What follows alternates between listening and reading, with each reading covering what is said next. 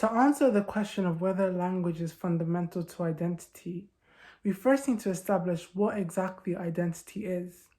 The Cambridge Dictionary defines identity as who a person is or the qualities of a person or group that make them different from others.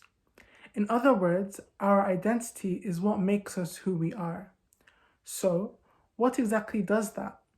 The most obvious answer to this question is our DNA, our genetic makeup. DNA is unique to every individual and is responsible for eye color, hair type, height, and other features that are specific to an individual. However, one's history, family, culture, and life experiences are crucial in determining how one views themselves, thinks, and acts, things which this essay argues are more influential when it comes to determining identity. Language plays a key role in this. It is the key to unlocking the deep depths of history, and it is the vessel through which we experience culture and ultimately life. Language is the key to unlocking the deep depths of history. As well as facts about history being littered through the words and idioms that a language uses, languages are key to understanding historical sources. History can be learned about through historical artifacts, which one may argue that language is not needed to understand.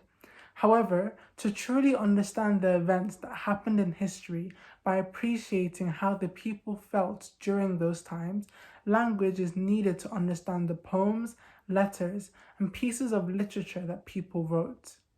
It is easy to miss details on certain events that are left in things like diary entries simply because we do not understand the language. Understanding one's history is something that most people have a desire for. Knowing our past plays a big role in understanding who we are today. Acknowledging what our ancestors went through for us to be where we are today can help unlock a deeper perception of ourselves and our identity. History is something that is different for each country, often even within countries. This is why it is something that is very specific and contributes to differentiating people. Another way of understanding history is by speaking to grandparents, who are the bearers of historical knowledge that might not be found in books and resources online. Grandparents connect us to our past. This may not be done effectively if a grandparent only speaks an indigenous language that a grandchild does not speak. Another scenario is where a grandparent's second language is the only language that a grandchild speaks. The grandparent may not be able to express themselves fully, or there may be words that are not able to be directly translated, therefore resulting in meaning and emotion being lost in translation.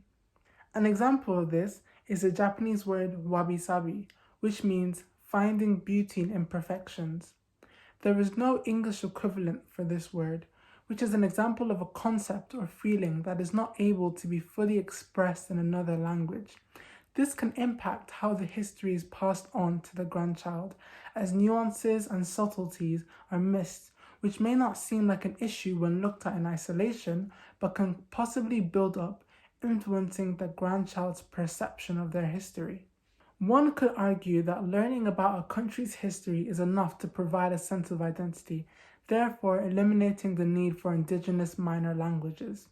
Going into specific tribal history could be harmful, as linguist Peter Leidvogt points out, saying that tribalism can be a threat to a country's national peace and unity. However, this essay argues that every single language is important, no matter how small, and has the potential to deepen one's sense of identity. We can't just ignore parts of history, considering that there are other solutions to ensuring national peace and unity than letting histories and cultures die. Tribal histories contribute to individuality and therefore identity. Having a strong sense of identity is important, as identity crises have a negative impact on mental health. Culture is a big part of identity because it molds how one views the world.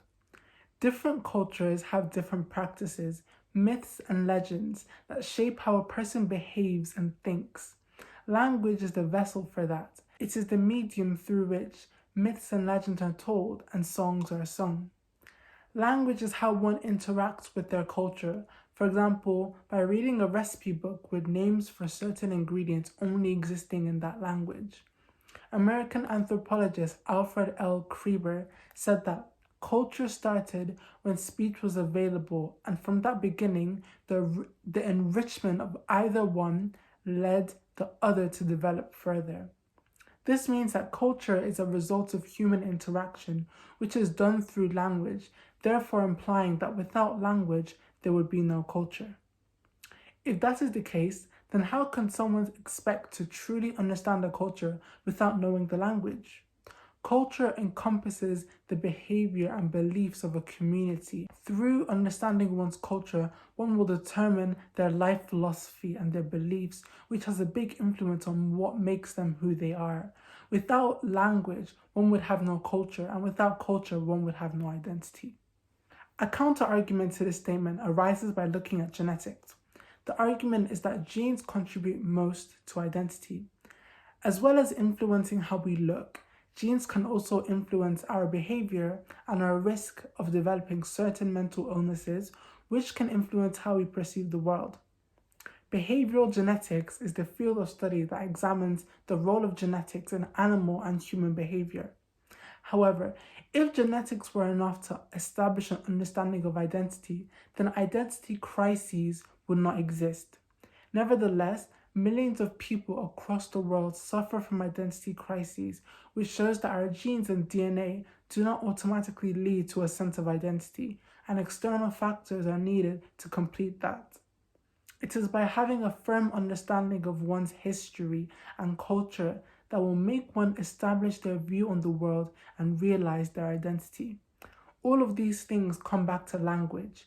Eric Garland talks about reversing language loss and says that it is becoming clear that when people have a strong cultural reason to reverse language shift, they can effectively resist the onslaught of majority languages.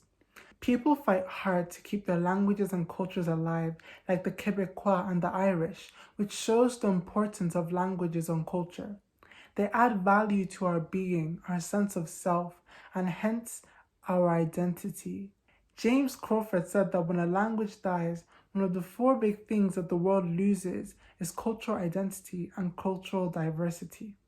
To conclude, language is most definitely fundamental to identity because it connects us with our culture and our past, which is crucial in establishing who we are today.